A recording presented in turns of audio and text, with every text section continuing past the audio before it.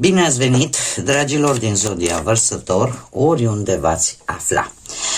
Suntem din nou împreună la o nouă lectură pentru următoarea perioadă a lunii aprilie, mai precis perioada cuprinsă între 20-26 aprilie.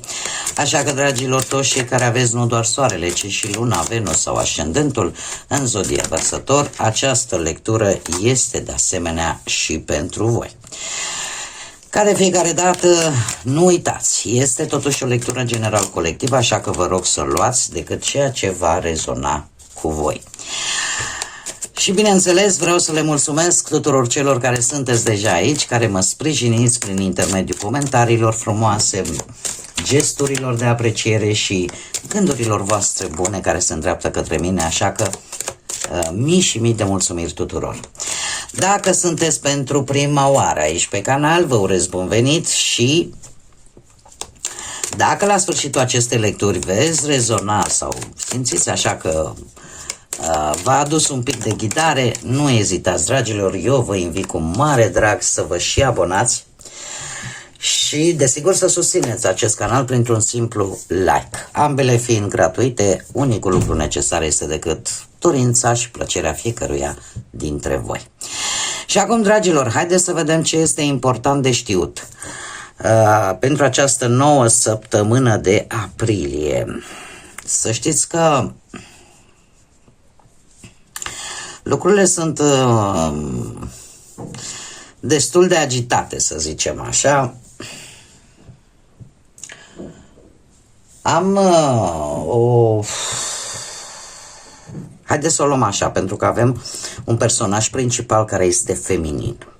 Și începem cu doamnele. Le dăm întâietate, da? Se pare că există un pic de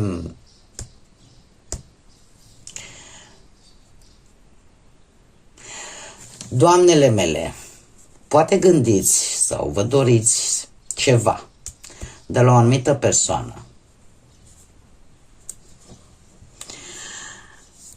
Aveți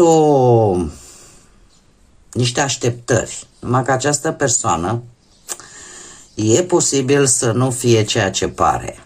Și pe de altă parte, știi cum e, că îți râde în față, dar pe la spate s-ar putea să lucrurile să fie cam falsă, să nu fie ceea ce spune că este. Așa că, doamnele mele, mare grijă. Există o dorință a voastră, voi vreți ceva important. Da? Încă suntem la doamne. Poate că vă doriți, uite cum avem aici, de exemplu, căsătorie. Vă doriți o conexiune bună, o colaborare bună, pe lungă durată, oficială, cu cineva care totuși are ori un rang înalt, o poziție înaltă, o poziție de putere, sau poate că poartă o anumită uniformă specială în domeniul în care își desfășoară activitatea.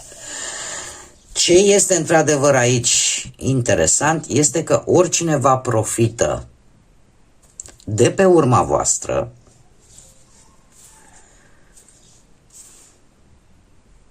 tot pentru voi, doamnelor, aș spune că poate exista teama de a nu pierde ceva, de a nu fi deposedate de ceva dacă faceți această colaborare cu această persoană.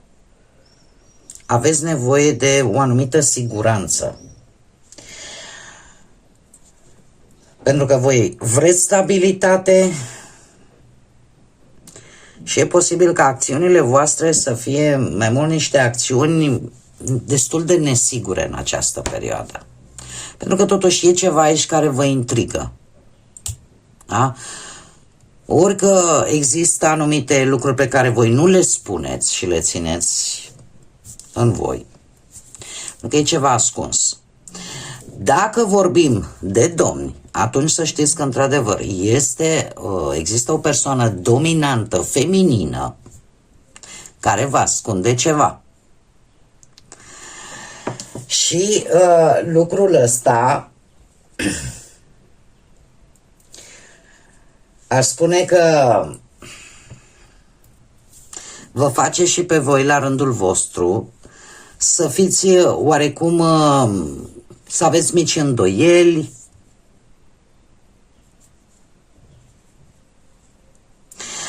dacă pentru domni există o energie feminină în viața voastră care voi simțiți că nu vă spune tot, că mai există ceva acolo, că e o lipsă de sinceritate, mai există ceva poate în spate care nu vă spune. Eu acum n-aș putea zice că este ceva foarte grav. Da? Haideți să nu ne gândim neapărat la nu știu ce infidelități sau mai știu ce. Poate să fie un lucru mic, dar este ceva care nu se spune aici. Asta e clar. Mai ales că vorbim de o conexiune pe lungă durată sau o colaborare pe lungă durată și aici voi puteți să adaptați pentru că este ceva oficial, unde putem vorbi, nu știu, de contracte oficiale, de semnarea unor contracte. Deci voi adaptați aceste energii în funcție de situațiile pe care le traversați și desigur, ce vă interesează pe voi, să știți. Haideți să vedem ce ne spune totuși tarotul. Ce vine pentru dragii mei din Vărsători în perioada 20-26 aprilie.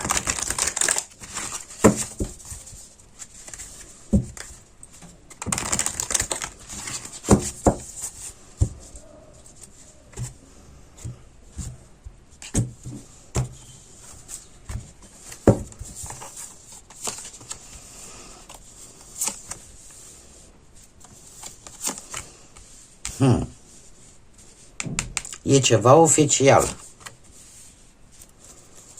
Este ceva oficial și să știți că e o energie foarte activă în această săptămână pentru voi, cu foarte multă acțiune.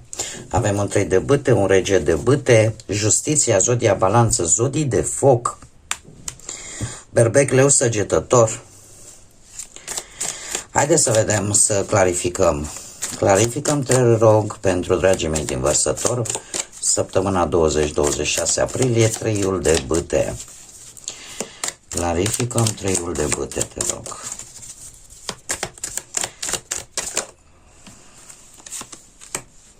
Încă o dată justiția.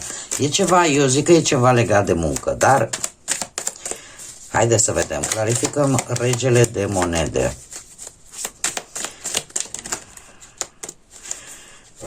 Clarificăm regele de monede. Da, e ceva legat de muncă și de bani. Clarificăm justiția.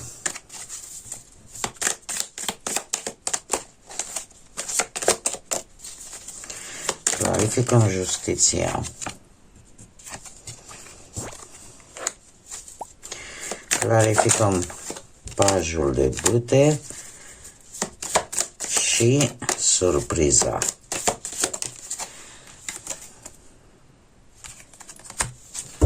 Bun. Haideți să o luăm cu începutul. Pe partea asta a muncii avem un 3 de bâte și justiția. Zodia balanță. Ce îmi spune mie acest lucru? Faptul că voi trebuie să luați o decizie într-un mod cât mai echilibrat, cât mai corect,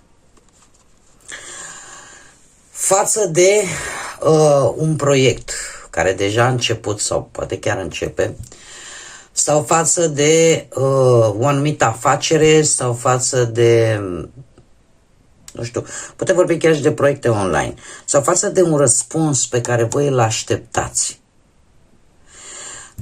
Întotdeauna îmi place să-i spun la treiul de bâte că e cartea care indică poziția alergătorului înainte de a începe să fugă, da? Când stă în poziția aia așa pe ciuci, ghemuit, și care e pregătit să plece.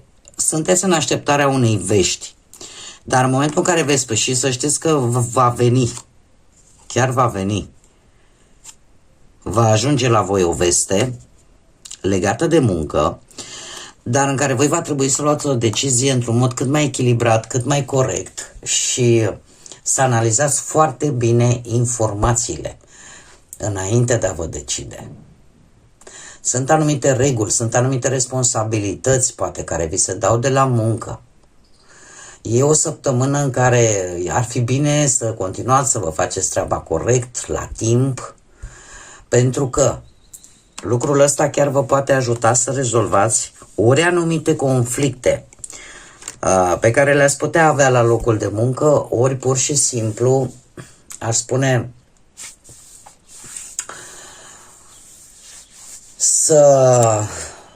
înainte de a lua o decizie, verificați toate informațiile. Pentru că, într-adevăr, niște vești or să vă vină. Nu știu, poate să fie legat și de schimbare de job sau de rezolvare de niște probleme legate de cariera voastră profesională. Chiar și posibil semnări de contracte, dar citiți litera mică, nu vă grăbiți. Pe partea asta a banilor este interesant. De ce? Avem atât energii de foc, Berbec Leu Săgetător, cât și energii de pământ, Taur, Fecioară, Capricorn. E posibil ca o persoană care are legătură cu voi în ceea ce privește banii să vă dezamăgească. Sau, nu știu, care aveți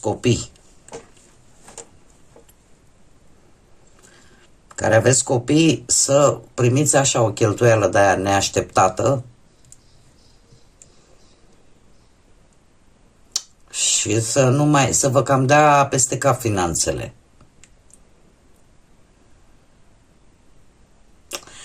Cum de-al minterea putem vorbi și de ideea că există aici, nu știu dacă ați dat împrumut bani sau vreți să dați la cineva foarte apropiat vouă.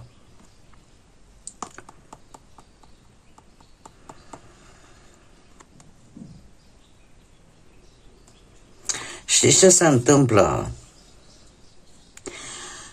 E posibil să vi se prezinte o situație și voi să ziceți, da, cum, dar nu te ajut eu, nu-ți dau eu, de la cineva, cum am mai spus, în care este foarte apropiat de voi. Dar, din păcate, bănuții ăștia s-ar putea să nu știu cât, nu știu dacă îi mai vedeți înapoi sau chiar și dacă îi mai vedeți înapoi, vor fi așa cu țărâita. Și aici am mai spus, ori este cineva foarte tânăr, ori este cineva de o vârstă poate mai mare ca voi sau de aceeași vârstă, sau pur și simplu este cineva care, chiar dacă are ani, care are un comportament destul de, adică parcă nu ia viața în serios, ca să spun așa. Și care, din păcate, o să vă cam dezamăgească.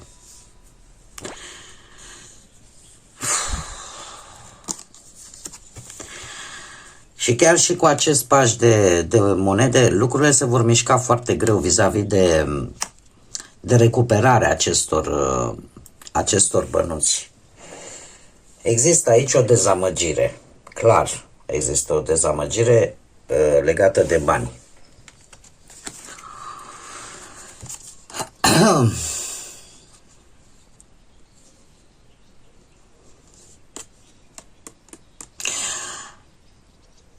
Ce aș mai vrea eu să spun? Totuși, pajul de monede, tind să cred totuși că sunteți foarte dezamăgiți de o anumită persoană, dar îi puteți recupera, dar în cantități mici și în timp, acești bănuți. Bun, mergem mai departe. Pe parte relațional-sentimentală, pentru cei care formați deja un cuplu, avem justiția, încă o dată zodia balanță și un as de monede. Dragii mei, justiția pe partea asta a dragostei, a sentimentelor, îmi vorbește de căutarea unui echilibru în relația voastră. Poate că sunteți într-o perioadă în care încercați să discutați mult mai deschis cu perechea voastră, încercați să găsiți soluții împreună cât mai echilibrate. Iar asul de monede, să știți că îmi spune că există această șansă. De ce? Pentru că vă poate aduce, vă situează, ca să zic așa, în cuplu într-un moment cât mai stabil, cât mai sigur. Da? Poate că, nu știu, începeți să gândiți pe termen lung, să vă faceți planuri pe termen lung, în așa fel încât relația voastră să se simtă mult mai sigură și cu un sprijin reciproc unul către celălalt. De fapt, să știți, asul de monede, eu cel puțin, personal îl văd ca o poartă, ca o șansă, ca o poartă foarte importantă care vi se deschide și contează foarte mult ce faceți când treceți dincolo de ea. Pentru că este o șansă foarte bună ca relația voastră să se echilibreze. Nu știu, asta poate să vină și în urma unei, nu știu, unei situații, poate chiar financiare, care în loc să vă dezbine, poate vă apropie mai mult. Paradox, știu. Dar știți cum e, că relațiile cele mai trainice și, în general, relațiile nu numai sentimentale, ci chiar și cele interumane, capătă bază solidă în momentele grele, nu în momentele în care totul e roz și totul e bine. Atunci, de fapt, este examenul principal și important. Atunci când lucrurile nu sunt tocmai roz. Cei care sunteți singurei, avem aici un paș de bâte și un 6 de spade. Dragilor, voi sunteți pe, nu știu dacă vreți să plecați pe undeva, să faceți o călătorie, să scăpați de ceva. Și în această perioadă de tranziție cu acest 6 de spade, pentru a vă vindeca, poate de o relație eșuată, de o relație toxică, sau pur și simplu simțiți nevoia așa să evadați, da? Sunteți într-o fază în care vreți să depășiți anumite dezamăgiri, să reflectați un pic mai mult asupra a ce s-a întâmplat, ca să știți cam cum ar trebui să acționați sau care ar fi principiile voastre, valorile voastre pe care să vă construiți o nouă relație. Iar acest paș de bâte, să știți că îmi vine ori cu o veste, primiți o veste și efectiv, ori asta vă ajută să depășiți această perioadă de tranziție, ori pur și simplu chiar puteți să întâlniți, să spunem așa, într-o călătorie, lângă o apă mi-apare mie, dar nu e obligatoriu, pe cineva care poate să aibă legătură cu zodiile de foc, berbec, leu, săgetător, dar să știți că este cineva foarte deschis, foarte curios. Și e posibil să fie la un eveniment social sau pur și simplu o întâlnire neplanificată. Dacă voi știți că aveți și vreun ascendent în zodii de foc, berbec, leu sau săgetător, atunci trebuie să vă spun că voi sunteți foarte entuziași, foarte curioși. Lucrul ăsta, acest drum, această călătorie sau vindecarea de care aveți parte în această săptămână la nivel sufletesc, vă poate face să atrageți oameni noi. Da? Și oameni noi nu neapărat prin aspectul vostru fizic, cât prin energia, entuziasmul vostru. Da? Este o săptămână tare bună ca voi să explorați, dar și să învățați cam ce fel de partener este bun pentru voi sau v-ar place vouă. Surpriza voastră este interesant. Surpriza voastră vine cu un 5 de bâte și cu un 5 de cupe. După cum bine am văzut încă de la începutul energiei, există aici ceva ascuns, există aici ceva care nu se spune, există ceva care se lucrează cumva în spatele cortinei, care poate declanșa din câte văd eu aici, niște tensiuni, niște certuri, niște complicații cu anumite persoane, o ceartă, o discuție, o tensiune cu cineva care o să vă cam lase așa un gust amar. De ce acest 5 de cupe de fapt vorbește de o întristare și o vedem și aici. Ceva care până la urmă știți cum e? Cele mai dureroase adevăruri aduc și cele mai bune lecții de viață. Într-adevăr, surpriza voastră nu este una tocmai plăcută, dar în același timp să știți că chiar dacă nu este plăcută, este educativă. Și eu zic că este mult mai important. Că mai bine să vezi cum este caracterul omului, cum se prezintă el în realitate, să-i vezi autenticitatea, decât să trăiești numai într-o minciună. Părerea mea. Voi puteți să aveți altă părere. Fiecare este liber să gândească cum dorește. Acest 5 de cupe mie îmi spune că va fi o pierdere, va fi un regret, dar de asemenea va fi și o lecție pe care voi va trebui să o învățați. E adevărat, pe calea un pic mai dură. Bine că aici depinde și de voi. Eu mereu spun, tarotul nu obligă, tarotul prezintă energii pe care voi, fiecare dintre voi, folosindu-vă de liberul arbitru, de înțelepciune, de credința voastră, puteți schimba aceste energii.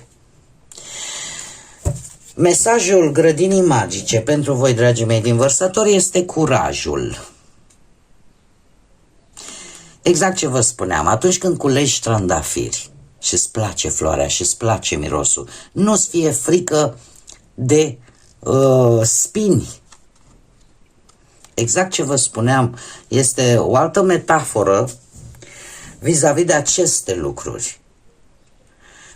E câteodată, sunt situații care, dacă n-ar ieși la iveală și dacă nu ne-ar, că ne afectează, e logic să ne afecteze, pentru că în momentul în care o situație te afectează, e clar că acea situație era importantă pentru tine. Dar asta nu înseamnă aduce o lecție, ca și atunci când culegi un trandafir. Da? Înainte de a-l culege, încearcă să-i dai un pic ceva, să-i dai jos spinii și abia pe urmă să o prinzi ca să nu te înțepi. Da? E o lecție pe care voi, așa că nu vă pierdeți curajul. Nu vă pierdeți curajul și nădejdea și mergeți înainte, indiferent de ce se întâmplă. Bun, dragii mei, cam acestea au fost mesajele pentru voi. Vă mulțumesc tare mult că mi-ați fost alături și până data viitoare când ne vom reîntâlni, nu uitați, suflete frumoase, să zburați înalt și să lăsați, desigur, ca pacea, lumina, credința și iubirea să vă însoțească la fiecare pas.